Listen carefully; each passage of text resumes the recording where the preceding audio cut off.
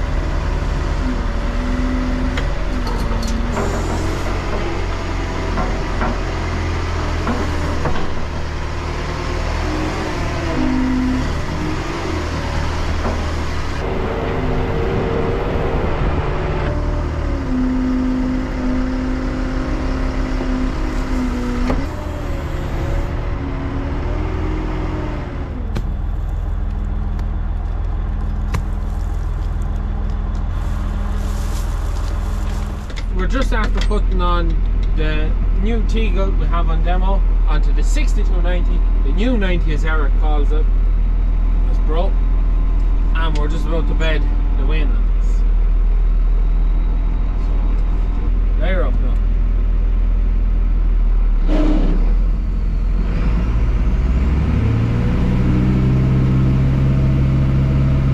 That's it. At the minute we're using up oaten straw, because our own straw blower doesn't seem to be able to handle the oaten straw for whatever reason. Just not, it's just not, the oaten straw just keeps blocking and breaking the shear bolts. This machine, we've had it now, I think not quite a week. We've done a good bit with it and are comfortable with it now, but it's no bother to take the oaten straw. Any of the straw is a bit dampish or it was left outside a bit wet of itself, flies it in. Our own straw blower ain't other than the winter barley straw, and it struggles. Handy now because it means we get to use up all that other straw, and yeah, it's like any straw blower. Does the job exactly like what it says in the tin. Really do like using this box. Far handier than those levers sitting here beside me. Literally,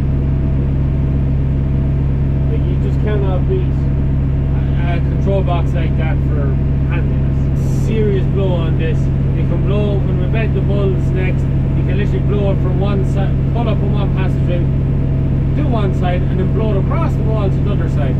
No bother to it at all. The reason we're bedding at night time in the dark, it's the last job we do every day is bed the cattle.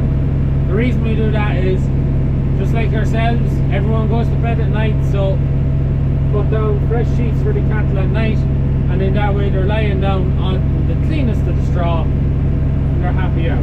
That's why we bed at night rather than bed in the middle of the day or in the morning, because they get fresh sheets to go to sleep on. You can see yourself there. It's just absolutely making mincemeat of that oaten straw. That oaten straw is a wee bit dampish of itself, but it's just absolutely flailing it into nothing. Rather than having to drive out the door of the shed now, you can just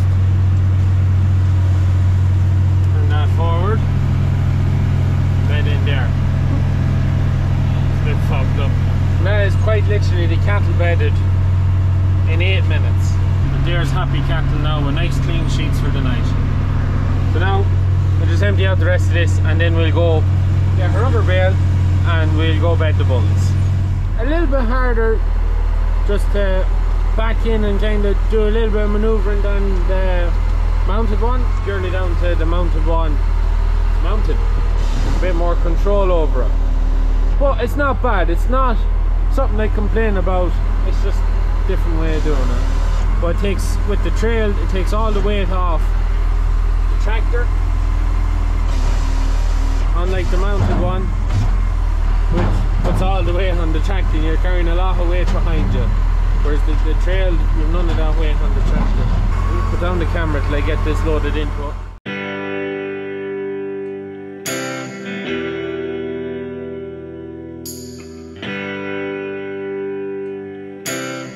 So we're at the bulls on the other side, so I bedded from that side, and the blow is good enough on that machine to literally just blow straight across this side of the wall, and saves a bit of time having to drive around. That I'd show you the job it does, even blowing across the wall. Great job. But yeah, that's the cattle bedded, so we'll skip back to tomorrow morning when I've filmed the rest of this and we'll show you the machine in daylight. But that's the job it does. Well happy with, very impressed. There's serious blow on it, but that's what you'd expect with a new machine. So you've seen how the machine works. Super blow. It's a new machine. It's what you expect from a new machine. Blow it straight across one pen of bulls into the next. Well happy with that.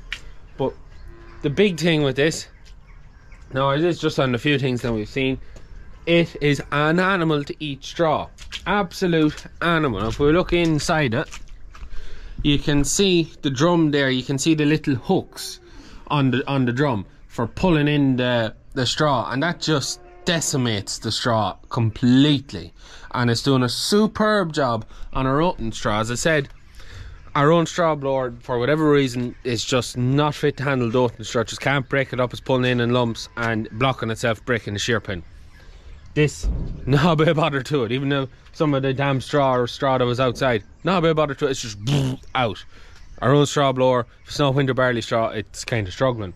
Now when Frank was here, he had a quick look at it. There's a couple of little things we have to tighten up on. He says might help it, but huge difference between this machine and our own. We're beside our own straw blower now. It needs a wash down, so it'll be packed up now while we have the other one, so I'll give it a wash. But the drum on it, you can see, instead of all them little teeth, it has these kind of a cutting edge on it. Father full sharpening them up, and you can space them out to put more of a pull on it. But that's just how, and ours is smaller. As you can see, the distance between there and there is smaller. It's a smaller machine and it is mounted. But that is an old machine. That machine is 20 odd years old now, and we did buy it new. It's never been anywhere else, but there's a big difference between old and new. So this machine is a bigger machine. It's on wheels. You have your external controls here, so you have to push a button here and then you can work up, down and in and out the tail door. There is also, it's a double chop model. You can see that yellow there, it's on a ram. You have a control and you put that down and it puts in a row of knives and it'll chop straw to 50 mil. Yeah, this is 50, it'll chop straw into lengths of 50 mil, so it'll give it a real fine chop. I was told not to put any damp straw on it. We will give it a go for the crack. The main use of it would be if you were feeding straw on diets that you could really give it a real good fine chop to make it easier for the cattle to eat. But we don't really need that because we have the whole crop, but we'll give it a go. I might actually do a bit to see what's like for bedding the chickens, just for the crack, because we're bedding chickens with sawdust, and straw never really is the best for the chicken. Sawdust works well, but be interested to see what the smaller chop stuff is like. It just lets down a row of knives just in behind the drum, and it forces everything to go through it. It is quite cool. We haven't used it yet. Probably the big, some of the things with the wheels on it, it's a nice wheelbase. You have a longer wheelbase. Some of the short wheelbase machines, especially the likes of the mill, can be an absolute pig of a yoke to get manoeuvred around because there's such a short wheelbase. It tends to turn really quickly. That's not too bad now. I was actually thought it'd be worse. It's also incredibly easy to put on and off. It's just back in, hook up, 2 pipes, PTO shaft, 1 plug in, away you go. The other straw blower is a bit more of a job to get on because it's the 3-point linkage.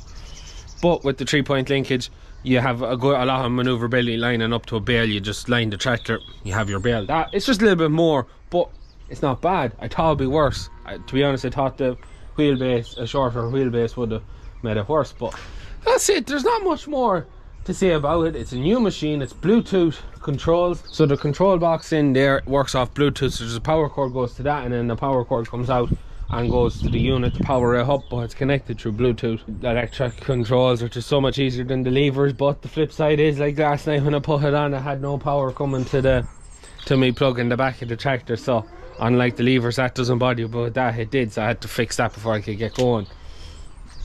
But that's really it. It's a superb machine to blow. We'll be testing out that, and I know it's a straw blowing video, there's not much to say about it, but we have this machine for a while now, and a big thanks to Frank and Teagle Ireland for dropping it down to us, because it's, for us, it just means we're going to use up this oaten straw that we were like, oh jeez, why do we bale down, what the fuck are we going to do with it? Because round bales are a lot easier shook out in a shed than square bales, but this is going to solve all our problems. So it's very, very happy days for us, because we were just a bit, so we have about 50 or 90 bales there, like, just what we're going to do with these, but it solves all our problems. So we'll have a look at the 6270, and yeah, that is the Teagle Tomahawk dual chop E150. Oh, that's one another thing I forgot to say. It is not a straw and silage model, it's just a straw model, so it's only for straw. You can get ones that are cut straw and chop silage and have a spout on it, you can throw it down, and there's a 2-speed blower there, so you can move that, and that just means it slows down the blower paddle. If we were doing a fine chop to make a pile on the ground, rather than having the blower going real fast and just blowing straw all over the place, you can slow that blower down so it just pegs it out and doesn't blow it everywhere. Let's have a quick look at the 6270 and what was wrong with it. So we're here at the 6270, and the first thing that Robert found that was wrong was in there. You can see that bit of duct tape, or the insulating tape that was done there. That is one of the major big wiring looms, and that was in behind the hydraulic pipes just further in there, and it had rubbed itself off that plate there between the engine and the cab, and it had started to fuse wires to itself. It was starting to melt, and luckily it just kept throwing the trips in the fuse board and didn't set itself on fire. So that's why you need to keep your proper fuses in the proper spots, because it saves bigger issues from happening. But that meant we lost our drive in the tractor. We thought it was a problem in the dash, because we had a 6290 done something similar, but it was in the dash. The problem was, turned out it was there.